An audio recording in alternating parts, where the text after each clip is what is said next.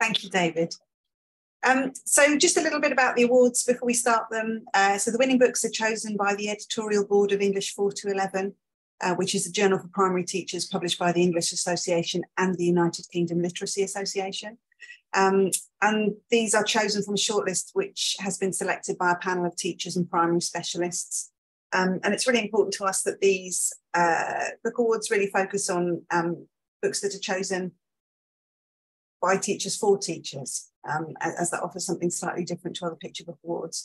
And so we're looking there for books where word and image are of equal importance, so they work together in a way that is engaging and visually appealing to the children. The text has to be of high quality and the images have to be imaginative and of high artistic value. So our first category is for fiction aged 4 to 7, where we're looking for language which is appropriate to that age group and illustration integral to the text and artistic merit as well. So you can see here the 5 that were shortlisted. Bibi, A Flamingo's Tale by Jo Weaver, of Hachette, published by Hachette Children's Group. 5 Bears by Catherine Rayner, published by Macmillan Publishers International. Fox and Son Tailors, Paddy Donnelly, published by the O'Brien Press. Flooded by Mariejo Elistrajo, published by the Quarto Group. And The Search for the Giant Arctic Jellyfish by Chloe Savage and published by Walker Books. And our winner is Flooded by Mariejo Elistrajo. So I'll read you a short review of this excellent book. Sometimes the indirect message is far more powerful than being hit between the eyes. This debut picture book uses a limited palette of greys, vivid blue, and a touch of yellow extremely effectively, along with sparse text to tell us an important story of how a problem can be solved if everyone works together. Children will love spotting the yellow tail of the monkey, who knows exactly what to do to solve the problem of the water rising, but needs the others to listen to him and help pull the plug, literally. When the other animals do eventually listen, and it takes a while, the triple-page spread gives this momentous act of collaboration fitting prominence. Rereading brings awareness of characters' individual lives, often humorously, as they carry on their daily lives and offer unsubstantiated reasons for the rising flood level. This is a book that older children would enjoy as well, particularly as a way into discussion about the serious underlying message on the impact of climate change and how this needs everyone working together to make a difference. And I hope that our author, Mariejo Elistrajo, is here to say a few words. Hi, hello everyone, I'm here. Well, I just want to say thank you very much. Yeah, I'm thrilled. Thank you to the association for choosing my book. This was really unexpected, so thank you very much. Thank you. It's a just lovely book in every way. So it was a pleasure to be able to choose that one.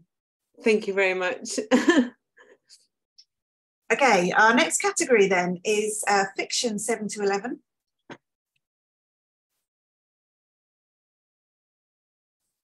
And you can see there our final shortlist included the following books: The Midnight Panther by Poonam Mistry and published by Templar Publishing. Our Tao by Joseph Coelho and Richard Johnson by the Quarto Group. Spin to Survive, Deadly Jungle by Emily Hawkins and R. Fresson, published by the Quarto Group. Saving the Butterfly by Helen Cooper and Jill Smith, published by Walker Books. And Paradise Sands by Levi Pinfold, published by Walker Books.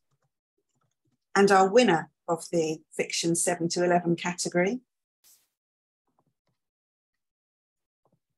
is Paradise Sands by Levi Pinfold.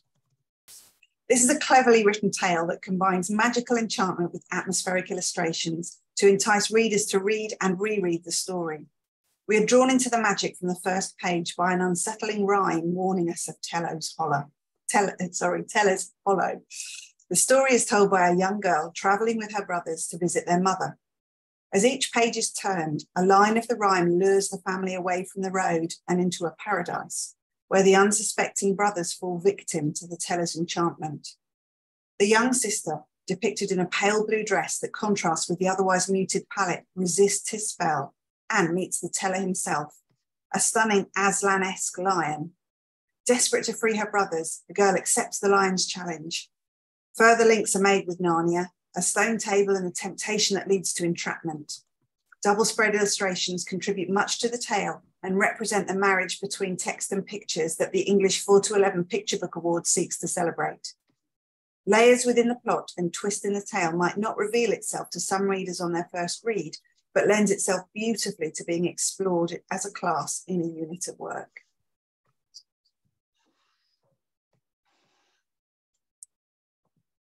Okay, on to our next category, which is non-fiction 7 to 11.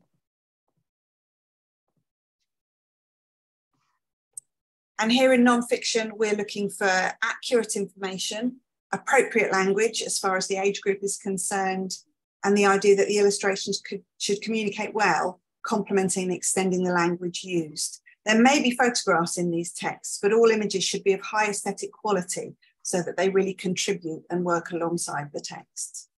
You can see our 4 shortlisted titles there. So Real Life Dragons and Their Stories of Survival by Anita Guarneri and Gianna Leo from the Hachette Children's Group. The Magic of Flight by Nicola Davies and Lorna Scobie, again from Hachette Children's Group. De Bears Poop in the Woods by Hugh Lewis-Jones and Sam Caldwell, published by Thames and Hudson. And Inside the Body, an extraordinarily layer by layer guide to human anatomy by Joelle Jolivet and published by Thames and Hudson. And our winner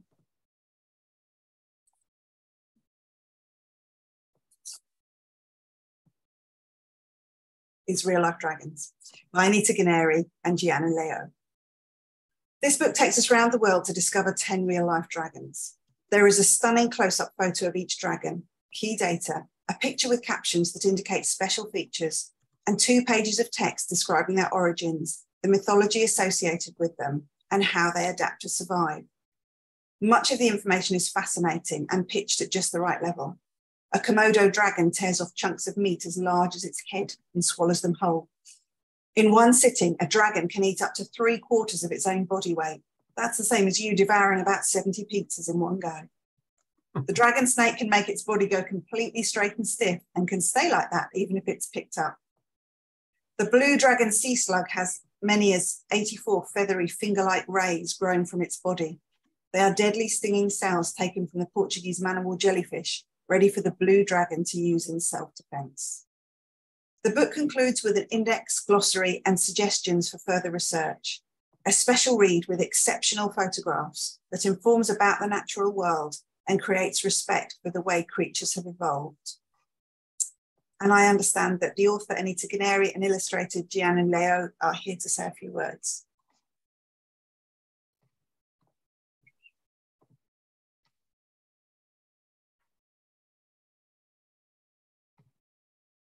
Or not? I think they might not have managed to join us, Kirsty. Okay, all right, thank you. Well, that's a shame.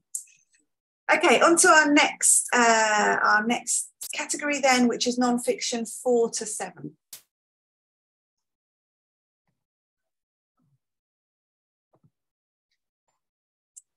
And you can see our shortlist here. Invertebrates Are Cool by Nicola Davies and Abby Cameron, published by Graphic. Luminous, Living Things That Light Up the Night by Julia Coe, published by Greystone Kids.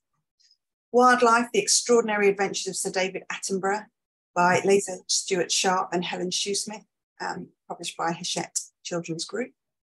An Arctic Story by Jane Bernard and Kendra Binney, published by Macmillan Publishers International. And Narwhal, The Arctic Unicorn by Justin Anderson and Joe Weaver and published by Walker Books. And the winner of the non-fiction 4 to 7 category is Invertebrates Are Cool by Nicola Davies and Abby Cameron. This book is one of Nicola Davies' rhyming book series. The cover is striking with pictures of invertebrates in their habitat. We follow a young naturalist as she explores her world. Simple rhyming text introduces us to the world of bugs or mini beasts. Pages are attractively designed with small portions of text presented as pieces of paper taped onto a scrapbook. We are introduced to worms, slugs, snails, cuttlefish, squid, nautilus, and the octopus. Next, we meet a variety of beetles. A full-page diagram shows the life cycle of a butterfly.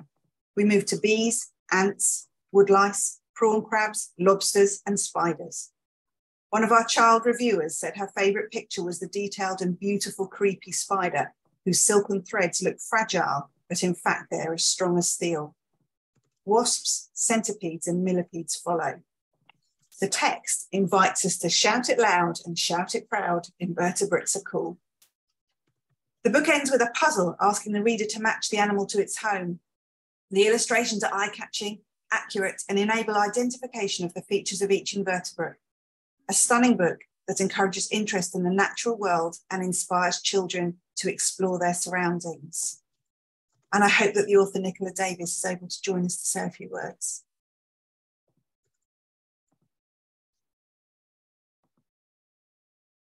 I don't think Nicola managed to join us in the end. Sorry. Okay, thank you. So we will move on to our final award, which is the Margaret Mallett Award for Children's Non-Fiction. And so this prize has been established by the English Association in memory of Margaret Mallett, a former primary school teacher and lecturer at Goldsmiths University. She was a fellow of the English Association and a long-serving member of the editorial board of our journal, English 4 to 11. During her lifetime, she researched and wrote a number of texts which made a huge contribution to the teaching profession's understanding of the teaching of English. Margaret was a passionate advocate for high-quality books for children, with a deep and wide-ranging knowledge of children's literature. And among her publications, she did focus sometimes on non-fiction specifically. And so the award for the Margaret Mallett Award, for children's non-fiction goes to Narwhal, The Arctic Unicorn by Justin Anderson and Joe Weaver. The mysteries of this most fantastic of beasts are brought to life in a gentle yet epic tale following the springtime journey of an old narwhal of 50 winters and his pod. Every year as the ice melts, they travel north to their Arctic summer home, where the daylight lasts around the clock and the fishing is easy. It is a journey which covers hundreds of miles and takes several months, with many dangers to face along the way. Written by a zoologist and BBC filmmaker, this story has the feel of a documentary on the page. Additional facts throughout the book complement the narrative and explore the many puzzles and perils surrounding this curious creature. Dreamlike illustrations by Joe Weaver create the vastness of the Arctic landscape, and the final pages give the readers more detail about the future for the narwhal, signposting where interested young readers can find out more. This is a charming book for children with an interest in wildlife, bridging between narrative and factual writing. And I wonder if Justin Anderson and Joe Weaver are here to say a few words. Hello, can you hear me? Yes, absolutely. Excellent. It's always nice when that works. Wow, thank you very much. It's a thanks to the English Association. It's a huge honour and a complete surprise. So yeah, wonderful. I'd like to first say, well, congratulations and to all the other nominees and winners today. And a big thanks to the team at Walker Books, which is Alice, Becky and Beth, and everyone who helped pull the project together. But especially really to Johanna for her incredible illustrations that really transport you to a magical place, far beyond anything I think my words could ever dream of doing. So I remember seeing them for the first time and just being transported back to the Arctic, where the book was born and the idea was born. So a big thanks to Johanna. Thank you. It's amazing. Hi, everybody. And I just want to echo Justin's thanks. That's so lovely. My main thank you goes to Justin, because it's such a beautiful text. It's like an absolute dream project for an illustrator to be handed a text like that. It was wonderful to illustrate all those beautiful Arctic landscapes and learn about this extraordinary animal at the same time. So thank you to Justin and Walker and everybody at Walker and to you guys at the English Association. It's absolutely lovely. So thank you.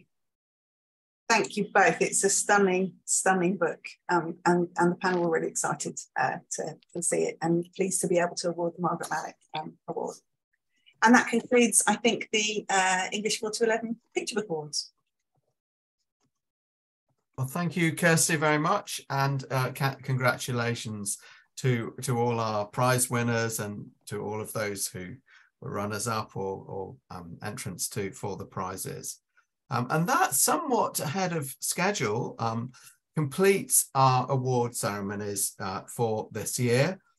Thank you very much to everyone for attending. We look forward to seeing you again at our 2024 AGM and award ceremony. And I'll express the hope that we will be able to run it in person next year. I said that last year, but it really wasn't possible this year for a variety of reasons. But I'm reasonably confident that it will next year. It might take a slightly different form, but of course, if we could meet in person as well as being able to give audible applause to our deserving prize winners, it would also be an opportunity for the English Association to thank everyone who's involved in it, who can make it. Put a glass of wine in your hands to in recognition. But yeah, you'll have to just imagine it for this year. Go off and do it for yourselves at home. But yeah, thank you again to everyone. Thank you to Becky for coordinating this. Thank you to the other members of the office team for preparing to it. And thank you to everyone who's come.